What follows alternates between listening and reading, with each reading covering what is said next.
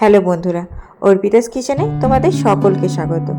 হাতে যখন সময় খুবই কম থাকে তখন অল্প উপকরণ দিয়ে আমি এই মাছের রেসিপিটা তৈরি করে নিই। হয়ে যায় যেমন ঝটপট, সেরকম খেতেও হয় খুব টেস্টি। এক পদ দিয়েই কিন্তু সমস্ত ভাতটা খাওয়া হয়ে যায়। তাহলে দেখো কিভাবে আমি বানিয়ে নিই। প্রথমে আমি এখানে 5 পিস রুই মাছ নিয়ে নিয়েছি, আর নিয়ে নিয়েছি আলু লম্বা করে টুকরো করে। এবার কড়াইয়ের মধ্যে দিয়ে দেবো সর্ষের তেল। সর্ষের তেলটা ভালোভাবে গরম হয়ে গেলে আমি টুকরো করে রাখা আলুগুলো ভেজে নেব। আলুগুলো তেলের মধ্যে দিয়ে খুব ভালোভাবে নাড়াচাড়া করে আমি লাল লাল করে ভাজতে দেবো। এদিকে আমার আলুগুলো ভাজতে দিয়ে আমি মাছের মধ্যে দিয়ে দিলাম সামান্য নুন, আর দিয়ে দিলাম সামান্য হলুদ। হলুদ আর নুন দিয়ে খুব ভালোভাবে মাছটা আমি মাখিয়ে নেব। এদিকে দেখো আমাদের আলুগুলো কিন্তু খুব ভালোভাবে লাল লাল করে ভাজা হয়ে গেছে। আমি এবার আলুগুলোকে তুলে রেখে দেবো।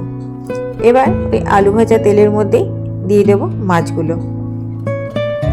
মাছগুলোকে আমি এক এক করে দিয়ে খুব ভালোভাবে উল্টে পাল্টে লাল লাল করে ভাজবো। মাছগুলো এক সাইড ভাজা হয়ে গেলে আমি আর এক পিঠ উল্টে দিচ্ছি।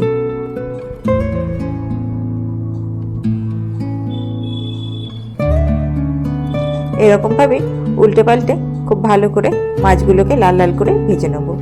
দেখো আমাদের মাছগুলো ভাজা হয়ে গেছে। এবার আমি মাছগুলোকেও তুলে রেখে দিলাম। এবার ওই তেলের মধ্যে দিয়ে দেবো কিছুটা পরিমাণে পেঁয়াজ বাটা। পেঁয়াজ বাটাটাকে খুব ভালোভাবে কষিয়ে নেব।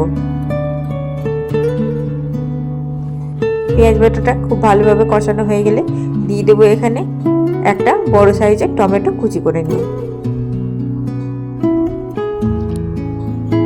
টমেটোটাকে খুব ভালোভাবে পেঁয়াজের সঙ্গে ভাজা ভাজা করব। এবার ওর মধ্যে দিয়ে দেবো স্বাদ মতন লবণ আর পরিমাণ মতন হলুদ, আর ঝালের জন্য দিয়ে দেবো শুকনো লঙ্কা গুঁড়ো। ব্যাস, এবার এই সব শুকনো উপকরণগুলোকে দিয়ে ভালোভাবে টমেটোর সঙ্গে মিশিয়ে নেব। এবার ততক্ষণ পর্যন্ত মশলাটা কষাবো যতক্ষণ না টমেটোটা ভালোভাবে গলে আসে।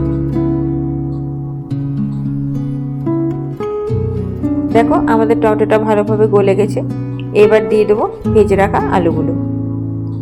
এবার আলুগুলোকে দিয়ে খুব ভালোভাবে মশলার সঙ্গে কষিয়ে নেব।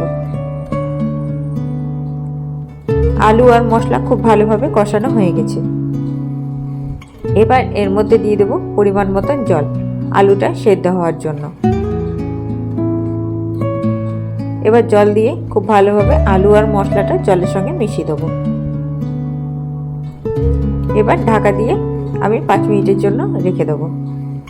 5 মিনিট পর ঢাকা খুলে দেখো আমাদের ঝোলটাও কত সুন্দর কমে এসেছে, আর আলুটাও খুব ভালোভাবে সেদ্ধ হয়ে গেছে। এবার এর মধ্যে দিয়ে দেবো আগে থেকে ভেজে রাখা রুই মাছগুলো। মাছগুলোকে দিয়েও খুব ভালোভাবে ঝোলের মধ্যে ফুটিয়ে নেব। এবার নামানোর আগে দিয়ে দেবো বেশ খানিকটা ধনেপাতা কুচি। ব্যাস, তাহলে দেখলে তো কত ঝটপট এই মাছের ঝোলের রেসিপিটা তৈরি হয়ে গেল। এটা খেতেও যেমন হয় খুব সুন্দর, আর অল্প উপকরণেও খুব ঝটপট হয়েও যায়।